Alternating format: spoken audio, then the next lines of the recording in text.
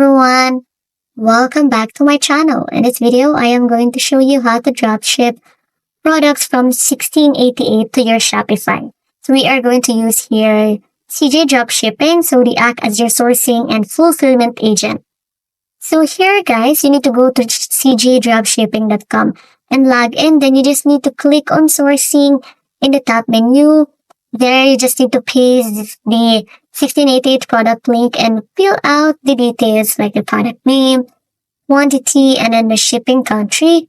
And after submitting, CJ's team will find a product for you. So it usually takes 1 to 2 business days. And then next guys, once your product is sourced, you just need to go to my products on CJ. Click list, select your Shopify store, and customize the title, the price, and description. Then hit list it now.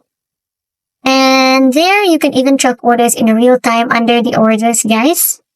And that's it, guys. That's how you know how to dropship products from 1688 to Shopify using this CJ dropshipping. Thank you for watching and see you in my next video.